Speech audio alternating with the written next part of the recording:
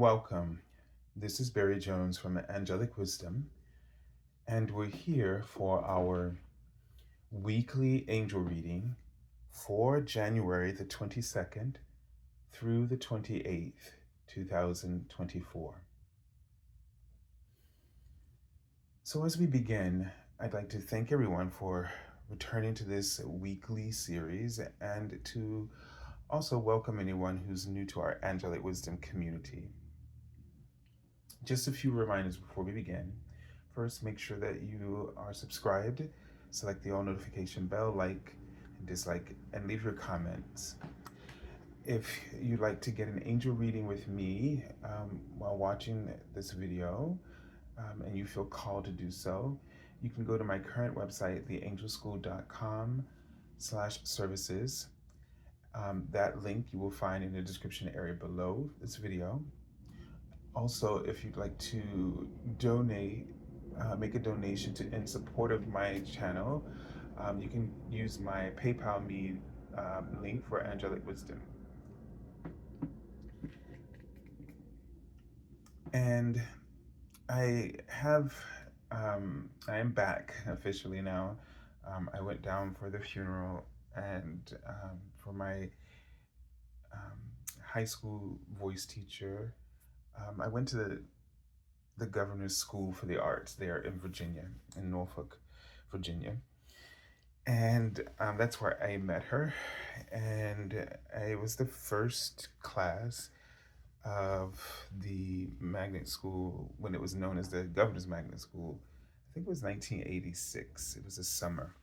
And so for 2 summers, for the first 2 years, it was in the summer. And then it started in the 3rd year during the school day, so basically at the end of the school day, I left my school an hour earlier and went to school at the magnet school until 6 p.m. I think classes were over or something like that, maybe 5 p.m. And I got home at 6 p.m. or something like that every day. So it was my time where where I found my soul tribe, right? It was like more people were like me, creative, artistic, and it was all the 4 disciplines of the arts. And so it was a special, special time. And she was a special part of that because, as I said, she changed my destiny. She exposed me to another part of music as a performer and a classical musician that I had not been aware of to that extent, and the career choices and opportunities that were available to me. And she just really took me under her wings, and as she did with every one of her students. And she was just very nurturing and it's extremely empathetic. She really was an earth angel, an incarnated angel, as I realized that she took every person's experience into her body. And so she had, this was her 7th time with cancer. And it may have very well been likely that she had different types of cancer and that she probably was acting as an angel and healing through her body, not consciously aware of that. But it was the most beautiful experience I've ever had as far as a funeral is concerned. The whole thing, it was very cathartic, and it was the first time I ever felt like I had closure, that it wasn't like an ending, but it was a beginning. And in all of our hearts, I felt, especially within myself, I felt like it was a beginning, and that she most certainly was with all of us, and I could feel her presence because as I was meeting so many of the teachers I hadn't seen in such a long time, over 35 years, I think. And this networking that she would often do, introducing to this person and getting them to involve you in something, or a job or something like that. It was kind of happening, just the connections were happening. So introducing us to, I finally got to meet some of her friends that I heard about for so long, over the years. So it was just, and her children were just lovely, and the things they said were incredible. So I'm glad to be back, and I'm glad that I went. I could not have missed it, at all. So, and I got to spend time with some family members, and, and my cousins that I got to stay with, and it was a magical time. It was wonderful. So I'm back, and I'm happy to be back, and just optimistic about, um, this year and the future in general. You know, despite whatever challenges come, they are all helping us. And I don't know if one can really impress that upon it, you know, anyone actually, even myself. But I have definitely been a witness to it, and I think you all have been as well.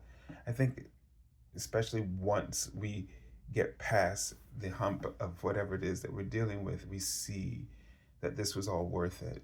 And because of the ways that we've grown, because of the people that we've become, and all the ways that our soul has expanded. I mean, what we really want to throw it back just because it came through a difficult lesson or challenge. Once we gain that that golden nugget of wisdom, we're not throwing it back. So we just have to be grateful for that golden nugget of wisdom that has become a part of our soul. And so each time you go through the various lessons, your soul becomes more golden. And as it becomes more golden, you become more fifth dimensional. So there's a lot of lessons coming through this year. They don't all have to be, um, traumatic or dramatic. That's up to us, because perception is our interpretation of reality. But when we choose to interpret it as drama or trauma, even though the lesson was full of it, but our interpretation, the way we hold the experience in our hearts, can either be through pain and suffering, or wisdom and opportunity.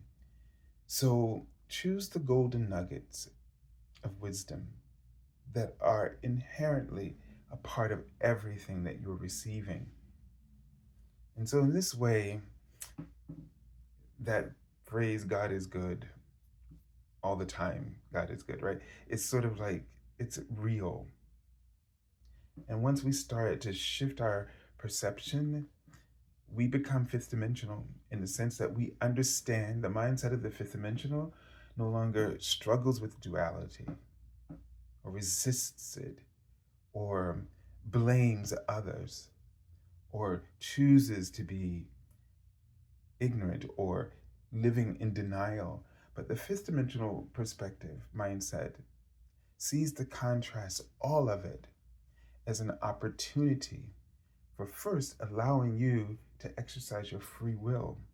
Because without the contrast, you would not know what you wanted, because everything that would have been given to you, paradise would have been perfect, would have left no other, would have come with no opposition to it. So you would just accept that this is what you want, because you had no other options to compare it to. And so the fifth dimensional mind is grateful for duality. That's number one. And then it sees all of the contrast as a tool to create through the choices that we make. And so the fifth dimensional mindset is also at peace with the contrast. And when it finds that place of peace to anchor itself, and then while existing in duality, then the contrast sort of starts to orchestrate itself to align experiences more in harmony with the peace of your anchor.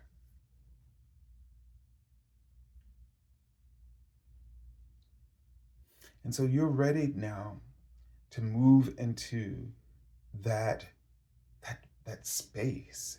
And peace does not mean that things will not happen. Let's put it that way, without being specific. Things will always happen, and that's the most general form of understanding or interpretation of our realm of duality. Things will always happen, but how they happen depends on the peace that you are anchored within, how deeply you allow yourself to be rooted in it. And that is to say, how deeply you allow yourself to see the truth, to see the orchestration of love, helping you to evolve, helping you to achieve soul lessons that you set out to accomplish and experience in the Earth School. So the Earth School is, as one person has said, is like a Mount Everest of achievements in all of the universe. So inherent in it, because it was given to us and created with polarities, and then we were given free will, it's like you deciding that you want to go rock climbing, or you want to go hiking on some mountain trail. And you chose the mountain because you wanted to really exercise your physical body, and you really wanted to challenge your physicality in terms of its abilities. You wanted to bring out its true, its purest potential. And that's simply what it is. So if your soul chose certain lessons, your soul lessons, and they happen to be an illness, or they happen to be challenging relationships, then know that your soul was wanting to explore the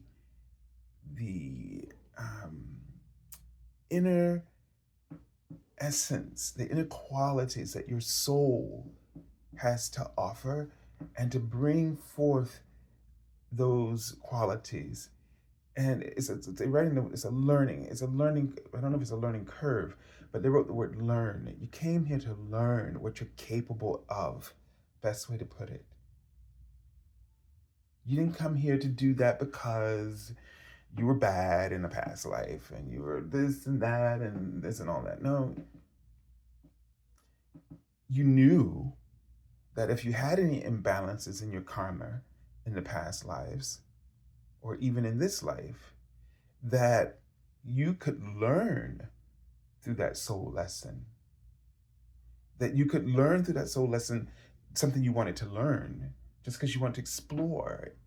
You know, you wanted to climb, you wanted to see what your gifts are, your strengths are.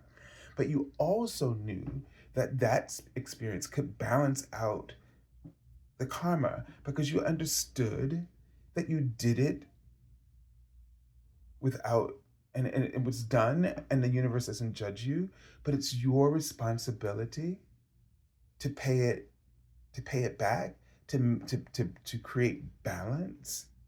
It's in the same way that the Native Americans, so we've been told, always use, if they took anything from the land, they replenished it. So they crops, and they would, put the seeds back so it would be there for somebody else. So it's the same thing. Karma is not about guilt. It's not about shaming you. And it's definitely not about the universe preventing you from doing anything you want because of what you did until you. No, it's all a choice. There's no contract, and in the sense that the contracts don't have clauses in it. There's nothing sneaky, there's nothing shady when you sign a contract, a soul contract with the universe. Well, you signed it with your own soul, with your higher self. It's not like the universe made you do it or even put the contract in front of you. Every soul is inherently responsible. Do you understand? Like, your higher self is so wise and sort of all seeing and knowing that it understood that the universal laws are part of every soul, higher self, or monad. It's like they're perfect computers of the spiritual laws. They are steeped in complete awareness. So there is total responsibility, and there is an innate goodness to always keep the balance. So when you created a soul contract, it's just an agreement to create that balance. And then you create sort of lessons that are exploratory.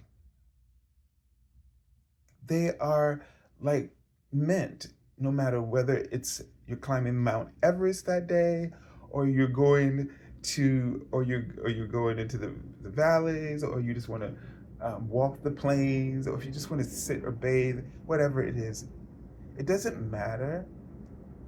The soul lessons are exploratory, and though some feel more strenuous than others and others more relaxing, the the reason for doing so is the same. Just like when you decide, I want to go hiking on a trail, or I want to just go sit in the Caribbean and relax and sip mint juleps. Um, the soul lesson, the purpose of the soul lesson is the same. That you might be able to then be in a responsible, conscientious, soul-like perspective, be able to create balance. That's just the icing on the cake. To restore balance to the universe.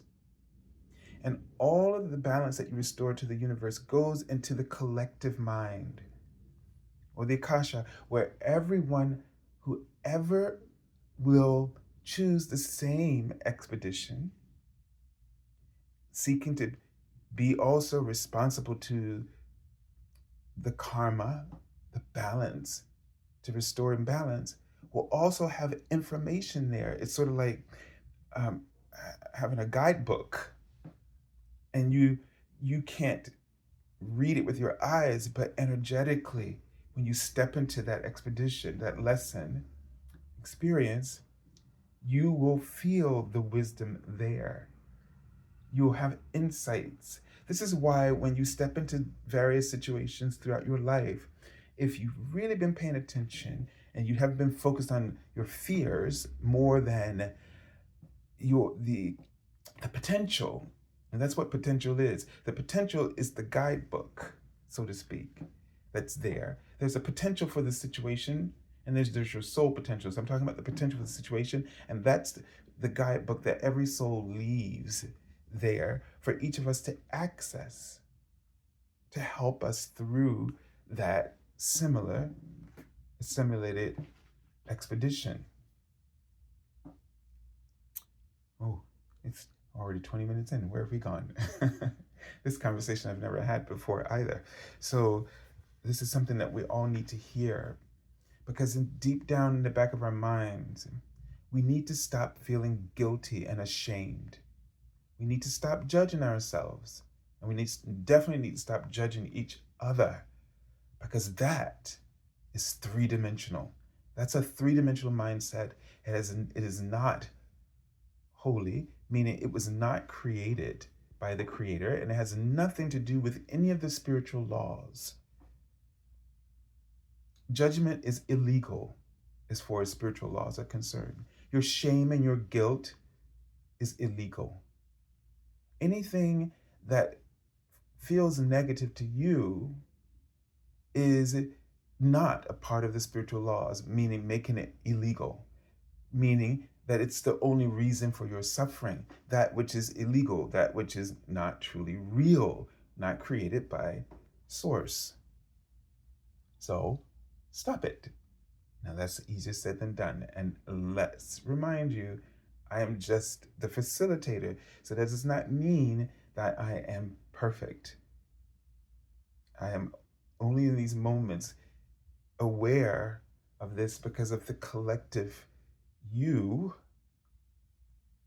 and your higher selves sharing together with mine this information. And in this process, it opens me up to really being, to hearing that, knowing that information.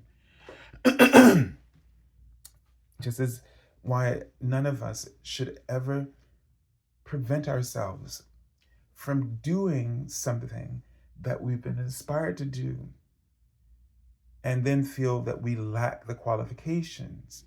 If the universe inspires you to do something, that's your qualification. That's your certification.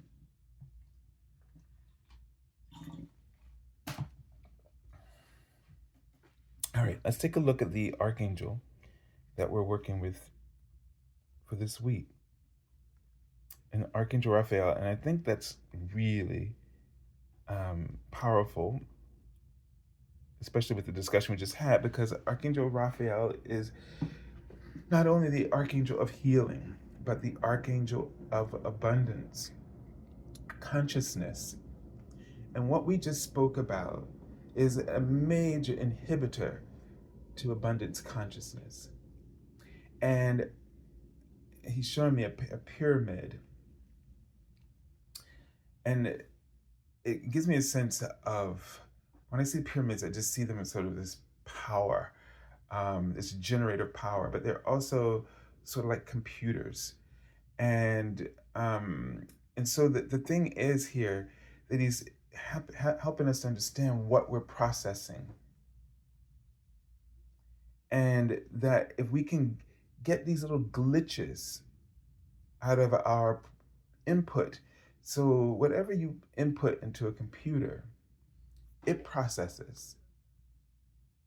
It's not going to say, they don't want this, so don't write that order. Why would you tell the computer to not give you something and think that it's not going to do something with that information? It's going to process it. So you're going to get what you did not want, because that's all that it can do, is process whatever information you input. So if you don't want something, don't input. Don't type it on your keyboard. Because if you do, it will send it out. Because the universe will give you whatever you ask for. And all asking is the same to the universe. Whether you say, I want it or I don't want it, it's asking. Right? So We also have to stop feeling guilty and feeling ashamed, and we have to stop judging. We have to stop holding ourselves in this. Why hold yourself in guilt instead of taking responsibility to balance what you've created? And in a way, the balance is like a lesson. So that balance is that golden nugget of wisdom that you're going to leave for others. The people, if you've done things to people, they might not readily want to forgive you, but you can create this kernel of potential, this golden nugget of wisdom that becomes potential on every subject where you feel you need to restore balance. The energetic information will be left for them there, or anyone there. And you can also speak energetically to your guardian angel, to speak to the guardian angel of the person that you feel you've done wrong. You got to remember, because this also gets into this whole thing about when people think somebody's put a curse or a hex on them, and it all works the same way. Impossible. You have to become afraid or believe in the power of that thing in order for it to be able to get through.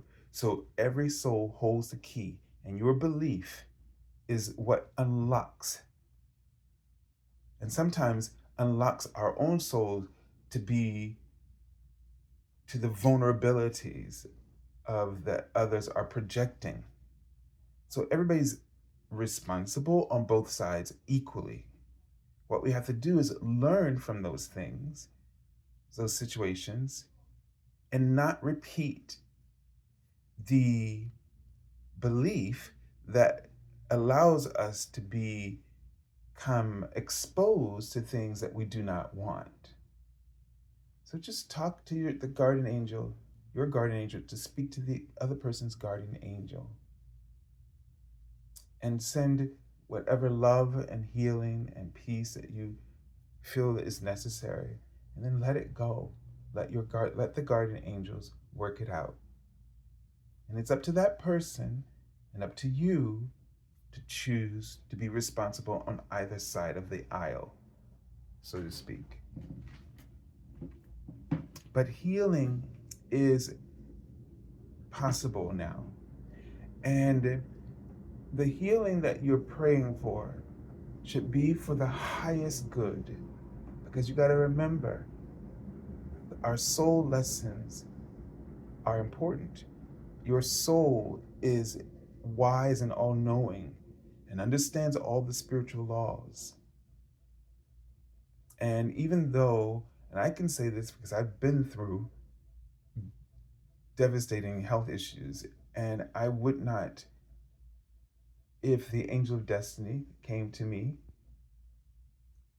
and it has, but not on this topic, but if the angel of destiny has come to me to say that I could go back and never go through that, I would turn the offer down, because all of that wisdom would be lost. The golden nuggets of wisdom, they would no longer exist within me. I'd have to give it all up. And then who would I be?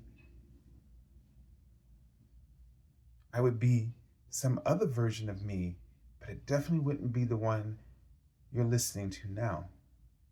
Like, not at all, like 0%. So healing is a strange process. I was going to say a strange bedfellow. There are many ways. I do believe that when we all ask to be healed, it is done. How it looks to you and how you expect it to be and what you want it to be, well, that's two different things. But it's all done.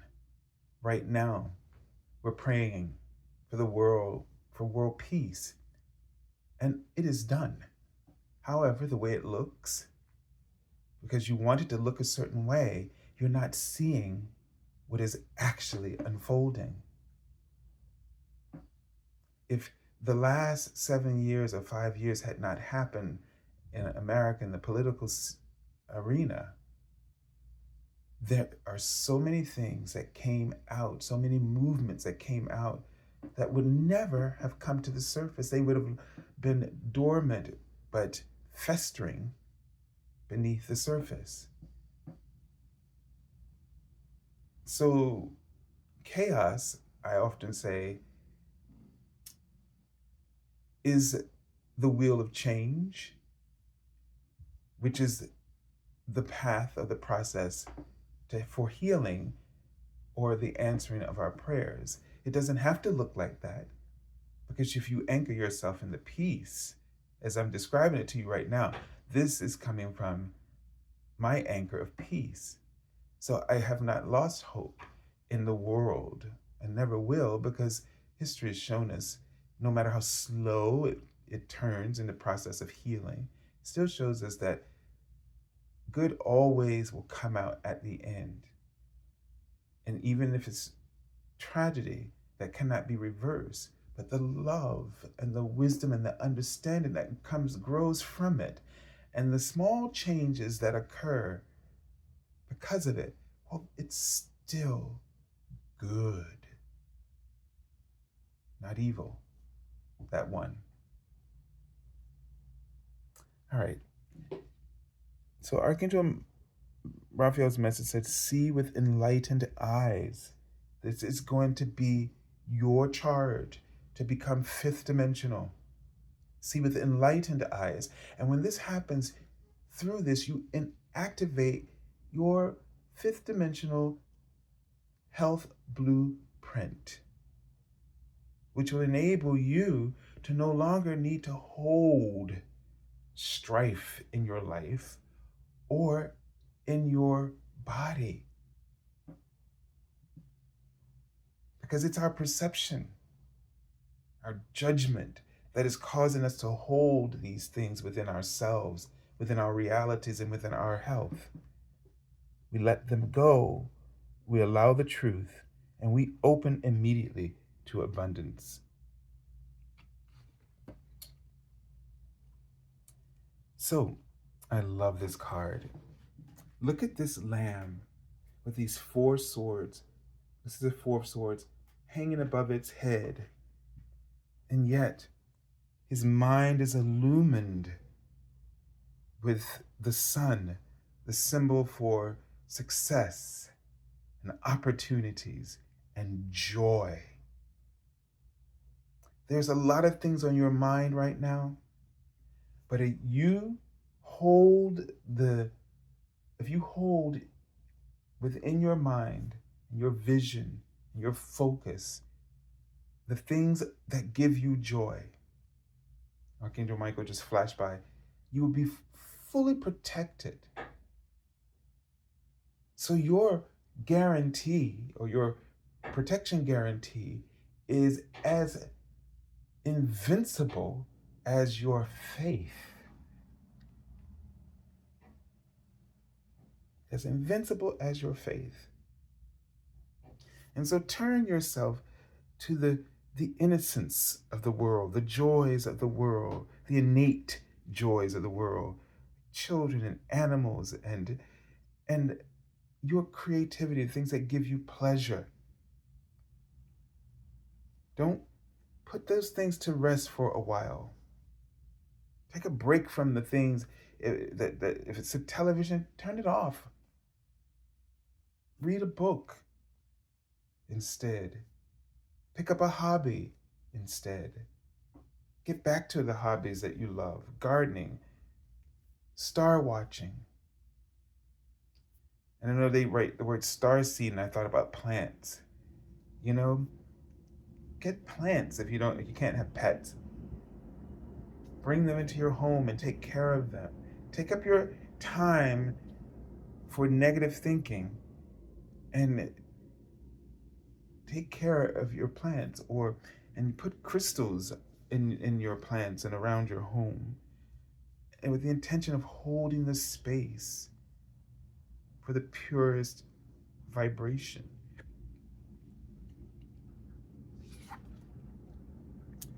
And we have the Son of Cups. And here she's chosen the swan. And I get a sense of really, being aware of the waters around you and really taking the time to look deep within those waters when they are somewhat off or out of balance. Don't accept the notions that your ego tries to insert into that peaceful and calm, majestic grace of your soul that swan represents. Don't let it insert a negative interpretation and contaminate the pure environment of your soul. Focus on what you're passionate about, what you love. There's another aspect of the Son of Cups in that, he's in love and really passionate, but it doesn't last. So that could be because of the thoughts that are chasing him in his mind, that he's trying to run away from those thoughts. And maybe the challenge they're writing, number one, is to respect your journey. Start learning to respect your journey and respect the challenges. Stop fighting with them. And they write, ask for help. Ask for help to receive the enlightenment, the clarity that might often eclipse you. You're unable to see readily. Okay, let's take a look at the card for the end of the week. And it's the Hermit. So again, we have two cards here, similar energy when they're put together like this. And it's really about, you can see here, the theme for this week is enlightenment, as Archangel Raphael has brought forth. That inner, to withdraw, both of these cards are saying withdraw from that negativity, withdraw from the fight of your mind. Here, withdraw into your inner wisdom. Go in. Really go in. Find that inner joy, that inner compassion. Not only for yourself, start this practice with yourself and extend it to others. But first within and then without. You'll find that if you dig within first, it's like they say on a plane, first put the mask, when it drops, put the mask over your face, because it gives you the ability to help more people. If you're the one who has the ability to recognize it, to grab it, then you grab it, give yourself some oxygen first, and then give it to others, because you will have the capacity to help others. Your mind, the oxygen, is important for our brain function. So understand that giving yourself compassion, going within, tuning out the noise of the mind, and really going into that pool of unconditional love within yourself. This is medicine for your heart and your soul. Every time you reconnect with your soul, you are rejuvenated. And then you are filled with the abundance of consciousness, because abundance is a quality of love, unconditional love. All right, let's take a look at the card I've already pulled from the bottom of the deck. And here we have all of a sudden all this color, which has been kind of emanating from all the other cards slowly, as you can see. So it's like here, it's like sort of brought out full. And these cards rarely have color in them. So that's going to really be of importance here. As we see that if we follow this process, We bring out a quality, the Ace of Wands. All the aces have all of the full potential undiluted within it, just bursting the seeds of the elements. It's just bursting within within them, waiting to be watered and then to just release. So here we have not only wills, the potential, full potential of one's will to to overcome anything, to deal with it creatively, and to sort of approach it. You see, it's like a wand. So you kind of think of a magician's wand. It's sort of experimental. You have all this power. What are you gonna do with that power? Now you're gonna take that power and start beating people with it, because that's what most of us do when we don't know what to do, when we feel powerless. When someone else makes us feel powerless, we take our power and we start fighting back with them. So when an obstacle happens in our life, we start to resist it with all of our power. That is to say, we focus on the negative. Simple. By focusing on the negative, by fighting with the negative, arguing with it, we open up, our belief. Because if you fight with something, you say, but I got to defend myself. No. When you defend yourself, don't defend it with the argument that the other person has brought to you, but use the truth. Affirm who you are. Affirm what you truly desire. Don't argue with somebody about something you don't want to be in, because you're now going to attract yourself. And that means you believe in what they're saying when you argue with them, first of all. When you argue with someone, and this is hard for all of us to understand, and I've never thought this thought before in my life, but when you argue with someone, you are saying, I believe you. And that's the key. And now you're exposed to all that negativity. Don't argue. If you listen to someone's argument and you disagree with it, don't argue with them. You say, what am I supposed to do? Let them talk bad about me? Is it true? Is the first question you have to ask yourself. If it's not true, then tune it out. But it'll just keep going, and it'll keep going. But if you live your life always with integrity and truth, who would believe them?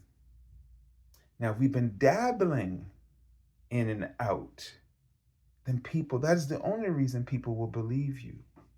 And you cannot make these decisions based on trying to live the way you want other people to see you, because that will backfire on you. That is why when we're not authentic, then that's when people may or may not believe you. But when you are true to yourself, and you can start that today, but know that there will be some residual consequences, because you know that you have to take responsibility to create that balance. And what is the balance you're restoring here? Is authenticity, truth. So you have to wait it out. You have to wait it out. You have to wait it out until you've lived in such integrity, such authenticity, that everybody trusts you inherently. And you will no longer deal with someone being able to say something to you that's not true, whether they are defaming your character or they are just disagreeing with you. When you don't argue back with them, they will drop it and never think about doing it again, because they're going to see to you, nothing matters but who you choose to be, not what they say. And so they're wasting their breath and they'll know it. They'll go do it to somebody else. And that's why it's important for you to focus on releasing. I mean, this was what the Four of Swords, it's just one way of looking at it. Just release it. Hermit, going within is about releasing. So, and they bring it back to my mind, this is because they wrote, before the reading started, Saturn. And they showed me the Capricorn. And I think this is what they meant, that this week is you have to be very disciplined. You're working with extraordinary powers now. The frequency of the universe and the planet has immensely progressed, and it is much higher. And so therefore, the magic, that is to say, the miracle of love, is more powerful and potent and prominent than ever before.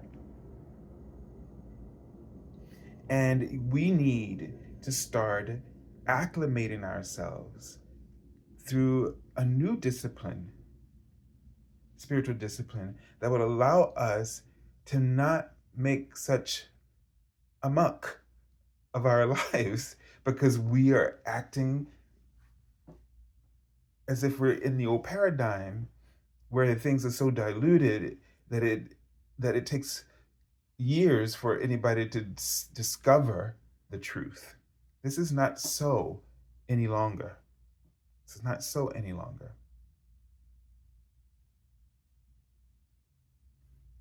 It will be pretty much immediate that you will see where the imbalances are coming from. And so take this time now it's going to be a challenging climb. When they were showing me the goat, or whatever the Capricorn symbol is, but you will really sort of align, acclimate, and adjust to the higher frequencies so that they work for you, not against you. All right, I send you lots of love and angel blessings, and have a beautiful, beautiful week. And God bless you.